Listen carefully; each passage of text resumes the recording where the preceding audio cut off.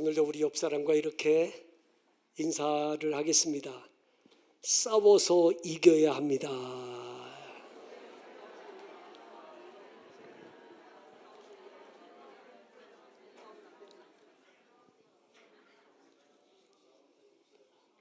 부부싸움에서 이기라는 얘기 절대로 아니고요. 우리는 마귀 권세와 싸워서 이겨야 되고, 질병과 싸워서 이겨야 되고, 온갖 시험과 싸워 이겨야 합니다.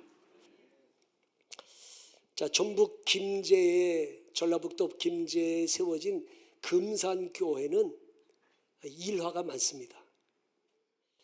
이 금산교회는요, 1904년도에 금산의 부자였던 조덕삼 씨의 사랑채에서 예배를 드리면서부터 시작이 됐습니다.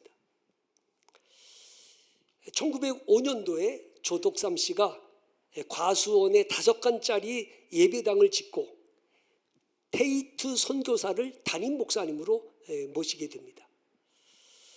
그리고 1906년도에 조덕삼 씨와 그 집에서 일하는 머슴으로 일하던 이자익이라는 청년이 세례를 받습니다.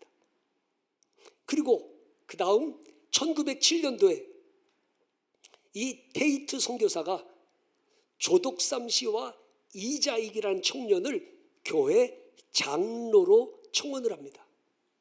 그래서 이제 조덕삼 씨와 이자익이라는 청년을 놓고 장로 투표를 합니다. 3분의 1을 얻어야 장로로 피택이 됩니다. 한 사람은 주인이고 한 사람은 머슴입니다. 금산의 웬만한 땅은 다 이 조덕삼 씨의 땅이고 그 지역의 유지입니다. 부자입니다. 투표를 했어요.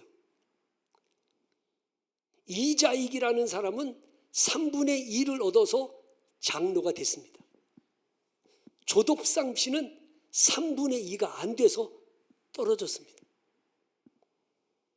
그 순간에 교회가 술렁이기 시작했습니다. 큰일 났다, 이거. 큰일 났다. 아니, 주인인 조덕삼 씨는 떨어지고 머슴인 이자익이라는 사람이 장로가 됐으니 이 조덕삼 씨가 시험 들어가지고 이제 교회 떠나게 생겼다. 그리고 머슴인 이자익은 그 집에서 쫓겨나게 될 거다. 교인들이 막 술렁일 때 조덕삼 씨가 저에게 발언권을 주십시오. 그리고 앞에 나와서 이렇게 얘기를 한 겁니다. 이 결정은 하나님이 내리신 결정입니다. 우리 금산교회의 교인들은 참으로 훌륭한 일을 했습니다. 나는 교회의 결정에 순종하고 이자익 장로를 열심히 받들어 교회를 섬기겠습니다. 그냥 교인들이 막 박수를 치고 막 감격한 거예요. 그리고 이 소문이 퍼지면서 금산교회에 교인들이 막 들어와가지고 교회가 막 부흥되는 거예요. 앉을 자리가 없으니까. 그래서 1910년도에 1909년에 예배당을 짓는데 기역자 예배당을 짓는 거예요. 기역자. 이쪽은 남자, 이쪽은 여자. 남자와 여자가 따로 앉아서 예배드리는 기역자 예배당이 이제 지어지게 되죠. 1910년도에 조덕삼 씨가 교회 장로로 투표를 통해서 세워지게 됩니다. 자, 이제 이 조덕삼 씨가 장로가 됐어요. 장로가 되고 보니 이 이자익이라고 하는 이 자기 집 머슴인데 나이가 15살이나 어려요. 그런데 똑똑해, 총명해. 그래서 조덕삼 씨가 이자익이라는 이 머슴을 평양에 있는 신학교에 보내가지고 신학을 공부해서 목사님이 되게 했어요. 그래가지고 목사님이 되니까 1915년도에 이 금산교회 조덕삼 장로님이 이자익이라는 목사님을 그 교회 담임 목사님으로 청빙을 해요. 야, 머슴이었던 이자익이라는 이 청년이 장로가 되고 목사가 되고 금산교회 담임 목사님이 되고 조덕삼 장로님은 그 교회에서 이자익 목사님을 섬기는 장로님이 돼요. 그리고 이자익이라는 목사님은 장로교 총회의 총회장이 되고 정말 역사에 남는 훌륭한 교회가 됐어요. 여러분, 여기서 중요한 사실은 조덕삼 장로님이 투표에서 떨어졌잖아요. 여러분 같으면 어떡할 것 같아요? 여러분 같으면 이 교회 아니면 교회 없냐? 다른 교회 가자. 시험 들어서 교회 나갈지 않겠어요? 그런데 이 조덕삼 장로님은 시험이 들지 않고 도리어 하나님의 뜻이니 저는 겸허히 받아들이겠습니다. 왜 그랬을까요? 조덕삼 장로님이 기도하는 분이기 때문에 그래요. 기도는 영혼의 백신이라고 했잖아. 기도하면 믿음의 근육이 생겨요. 기도하면 믿음의 면역력이 강해져요. 그래서 어떤 시험거리가 생겨도 시험이 들지 않아요. 조덕삼 장로님이 그때 시험 들지 않은 것은 그분이 기도하는 분이기 때문에 그런 거예요. 만약에 기도하지 않고 주일날만 나와서 예배드리는 분이었다면 그는 벌떡 시험 들어가지고 교회 떠났을 거야. 여러분, 우리가 왜 기도해야 돼요? 기도하면 시험거리가 와도 시험인 줄 모르고 이겨가게 된단 말이죠. 근데 기도를 안 하면 믿음의 면역이 떨어져가지고 별것도 아닌 작은 문제에 시험이 걸려가지고 상처받고 넘어지고 쓰러지고. 왜? 기도 안 하니까. 믿음의 면역이 떨어지는 거예요. 늘 기도해야 될 이유, 기도하면 믿음의 면역이 생겨나고 믿음의 근육이 생겨나서 웬만한 바이러스가 와도, 시험의 바이러스가 와도 다 이겨갈 수 있는 거죠. 예?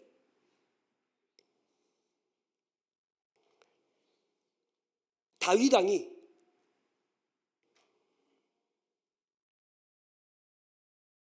밧세바 사건 때문에 시험에 빠지고 평생 후회스러운 일을 합니다. 왜 그랬을까요? 사무엘상 11장 2절에 이런 말씀이 있어요. 저녁 때에 다윗이 그의 침상에서 일어나 왕궁 옥상에서 거닐다가 그곳에서 보니 한 여인이 목욕을 하는데 심히 아름다워 보이는지라. 그런데 현대인의 성경에는 이렇게 번역되어 있어요. 어느 날 해질 무렵에. 해질 무렵. 그러니까 여러분, 해질 무렵이니까 초저녁 아닙니까? 한 6시, 6시 반밖에 안 됐단 말이에요. 그런데 다윗이 지금 요압 장군과 군사들은 전쟁터에 나가서 목숨 걸고 전쟁을 하고 있는데 다윗은 낮잠 자고 있다가 낮잠에서 깨어나가지고 왕궁 옥상을 거니는 거야. 지붕이죠, 지붕. 이스라엘 나라 지붕은 다 슬라브식으로 돼 있지 않습니까? 그러니까 왕궁 옥상에 올라가서 지붕에 올라가서 이렇게 거닐다가 한가롭게 거닐다가 한 여인이 목욕하는 모습을 보고 그 여인을 불러가지고 결국에 천추의 한이 되는 일을 저지르게 되는 거죠. 왜 그랬을까요? 왜 다윗이 그 유혹에 빠졌을까요? 왜 다윗이 그런 시험에 빠졌을까요? 군사들은 목숨 걸고 싸우고 있는데 낮잠 자고 있어요. 이스라엘 나라는 지붕이 뭐 하는 곳이냐면 지붕이 기도하는 처소거든요. 예, 원래 지붕에서 기도하는 처소인데 기도할 시간, 기도할 장소에서 기도 안 하고 한가롭게 거닐다가 시험에 빠지게 돼요. 기도할 시간에 기도하지 않으면 시험에 빠집니다. 오늘 여러분, 우리는 정말 기도하지 않으면 믿음이 연약해져요. 믿음의 근육이 없어져요. 그러니까 작은 일에도 상처받고 작은 일에도 시험에 걸려서 넘어지고. 예. 기도해야 될 때 기도해야 돼요. 지금이 하나님을 만날 만한 때요, 지금이 은혜 받을 만한 때인 줄 아셔야 됩니다. 예수님이 가르쳐 주신 주기도문 가운데 이런 기도 내용이 있잖아요. 하늘에 계신 우리 아버지요, 그리고 우리를 시험에 들지 않게 마시옵고 우리로 시험에 들게 하지 마시옵고. 무슨 기도예요? 여러분, 인생을 살다 보면 시험거리가 많아요. 우리는 시험이 없기를 바라지 말고 시험을 이기는 사람이 되셔야 돼요. 시험이 어떻게 없어요? 시험거리 많아요. 예, 신앙생활 하면서도 시험거리 많고, 가정에서, 직장에서, 사회생활 속에서 시험거리가 너무 많아. 상처받을 일이 너무 많아. 낙심할 일이 너무 많아. 그런데 우리가 늘 하나님께 기도하다 보면 믿음의 근육이 생겨서 웬만한 일은 다 이겨갈 수 있어. 근데 기도를 안 하면 그 작은 것 때문에 실족하고 넘어지고 쓰러지는 거예요. 예. 제 친구 중에, 동창 중에 저랑 같이 중학교 때 열심히 교회를 다녔어요. 근데 지금은 교회를 안 다녀요. 그래서 제가 물어봤어요. 너 중학교 때까지 나랑 같이 교회 열심히 다녔는데 왜 지금은 교회를 안 다니냐? 그러니까 교회에서 시험을, 상처를 받은 거야. 자기 아버지가 교회를 열심히 다녔대요. 아버지랑 같이 교회를 열심히 다녔는데 교회가 막 건축을 하는데 건축 헌금을 아버지가 형편이 어려우니까 건축 헌금을 못 드렸대. 그런데 어느 날 목사님이 이렇게 교인들 뭐 악수하고 막 그러는데 아버지가 왔는데 악수도 안 하고 아는 체도 안 하고 아버지를 무시하는 걸 보면서, 야, 내가 차라리 교회를 안 다니는 게 낫겠다.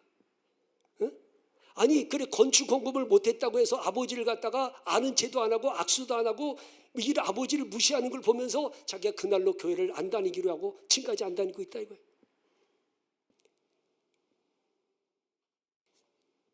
무엇이 진실인지 모르겠지만 그것이 정말 예수님을 떠날 만한 문제인가? 별것도 아니지만 정말 늘 기도하는 사람이라면 그까짓 것 이길 수 있는데 기도하지 않으면 그런 문제가 막 걸려가지고요, 시험이 드는 거예요. 오늘 예수님은 우리에게 너희가 유혹에 빠지지 않도록 기도해라, 시험에 들지 않게 기도하라 계속 말씀하시잖아요. 네, 여러분,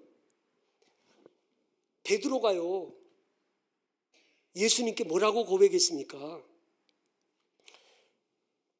모두 주를 버릴지라도 나는 결코 주를 버리지 않겠나이다. 혼장담했잖아요. 그 다음날 대제사장 가야바의 뜰에서 너도 예수와 한패가 아니냐 그럴 때 예수님을 모른다고 3번 부인하고 시험에 빠집니다. 왜요? 그 전날 밤 겟세마네 동산에서 기도해야 될 시간에 졸고 있다가 그는 결국 시험에 빠집니다. 여러분, 기도하지 않으면 시험에 빠져요. 별것도 아닌 작은 문제 때문에. 그런데 기도하는 사람은 시험거리가 시험거리인 줄 모르고 넉넉히 이겨가게 됩니다. 예수님께서 오늘 우리에게 기도의 본을 보여주셨어요. 자, 39절을 보실까요? 다 같이 한번 읽어볼게요. 시작. 예수께서 나가사 습관을 따라 감람산에 가심에 제자들도 따라갔더니. 아멘. 그러니까 예수님은 문제가 있을 때만 기도하시거나 또 고난이 닥쳤을 때만 기도하는 기도를 수단으로 삼지 않았다는 거죠.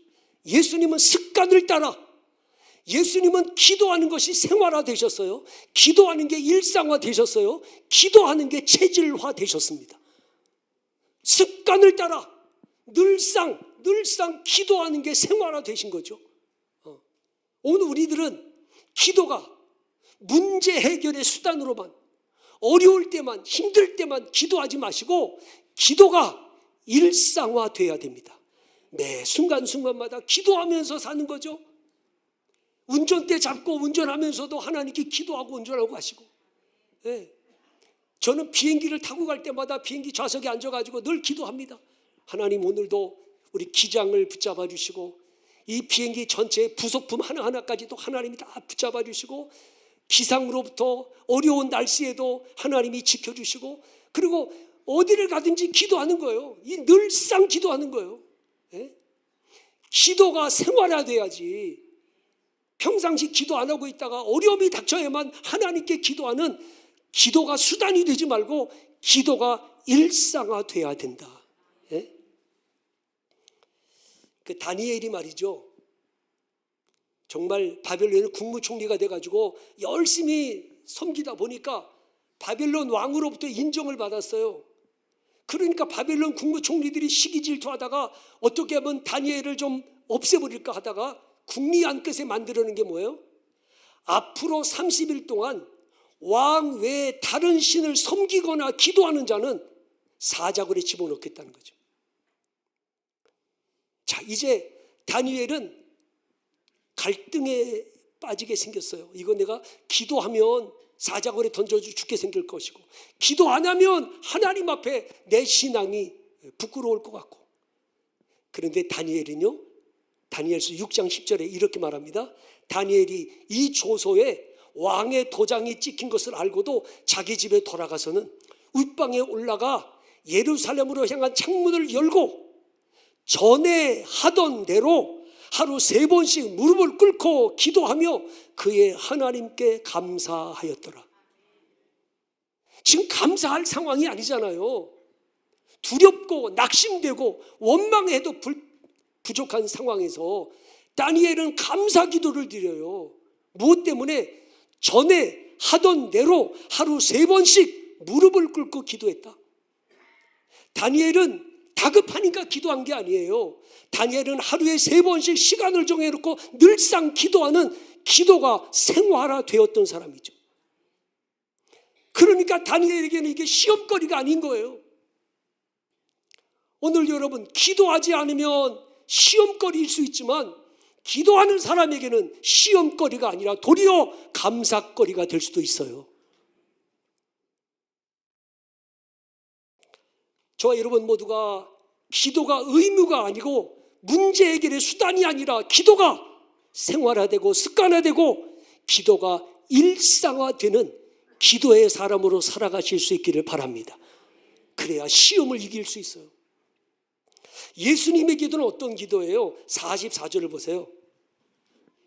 다 같이 시작. 예수께서 힘쓰고 애써 더욱 간절히 기도하시니 땀이 땅에 떨어지는 핏방울 같이 되더라. 아멘. 예수님의 기도는 어떤 기도? 간절히 기도했다. 간절히.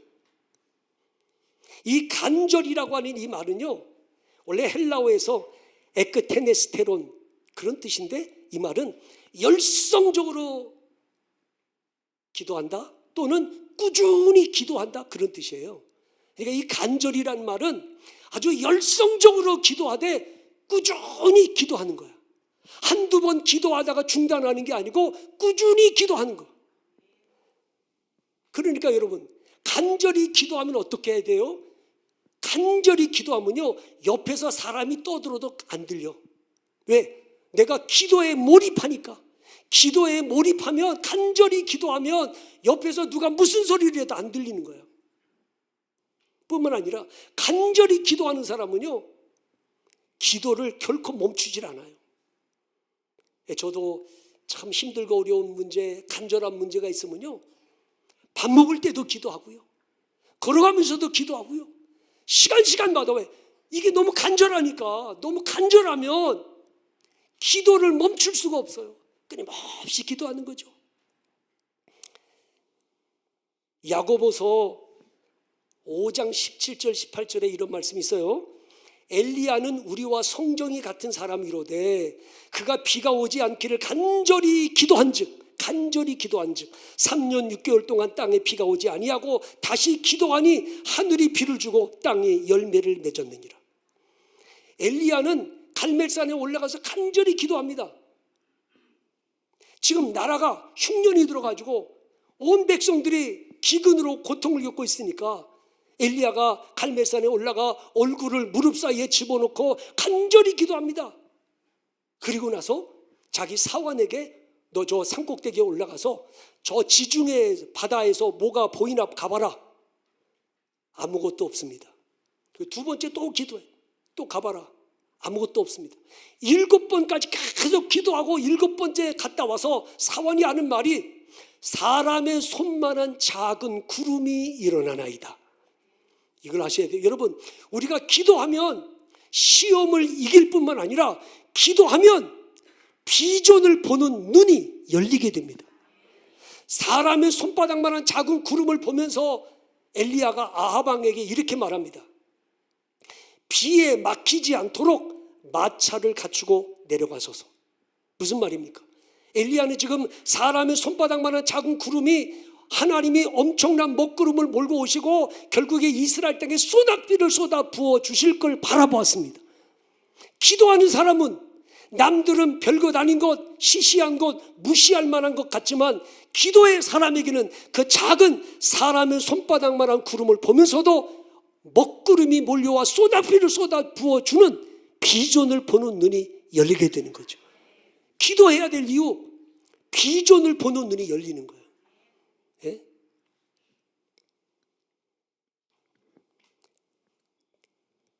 기도는요, 이 간절한 기도는요, 멈추면 안 돼요.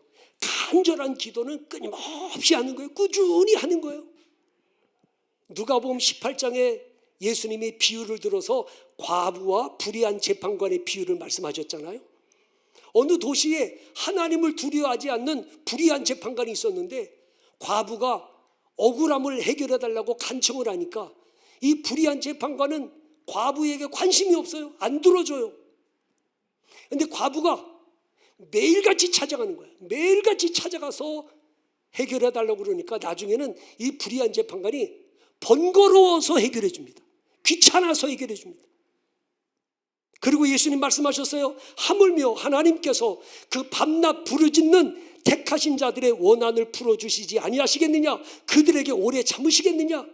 내가 너에게 이르노니 속히 그 원한을 풀어주시리라. 그러나 인자가 올 때에 세상에서 믿음을 보겠느냐? 말씀하십니다. 인자가 올 때 세상에서 믿음을 보겠느냐? 여러분, 믿음이 무엇입니까? 믿음은 끝까지 인내하는 거예요. 낙심하지 않고 끝까지 인내하는 여기에 믿음이 있는 거예요. 어떤 환난과 시험이 닥쳐도 결코 포기하지 마시고 하나님 앞에 믿음으로 기도할 수 있기를 바라고, 어떤 시련이 닥쳐도 예수 믿음을 포기하지 마시고 끝까지 복음 붙들고 승리하는 삶을 살 수 있어야 됩니다. 이걸 아셔야 돼요. 기도는 신앙생활의 액세서리가 아닙니다. 기도는 능력이고 권세이고 생명입니다. 이런 말이 있습니다. 하나님 앞에 무릎 꿇는 사람은 사람 앞에 무릎 꿇지 않게 된다. 하나님 앞에 무릎 꿇는 사람이 되셔야지. 사람 앞에 무릎 꿇는 비굴한 사람 되지 마시고 하나님 앞에 무릎 꿇는 믿음의 사람이 되셔야 합니다. 기도의 사람이 되셔야 합니다. 기도는 내가 하지만 역사는 하나님이 이루십니다. 이것처럼 놀라운 일이 어디 있어요? 나는 기도할 뿐이에요. 역사는 하나님이 이루시는 거예요. 기도의 능력을 맛본 사람은요, 기도하지 않을 수가 없습니다. 야, 기도가 정말 신비스럽다, 정말 놀랍다, 기도하니까 하나님이 이렇게 역사해 주시는구나. 예?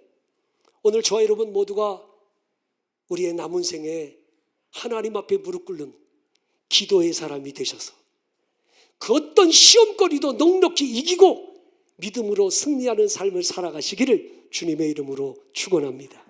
기도하겠습니다.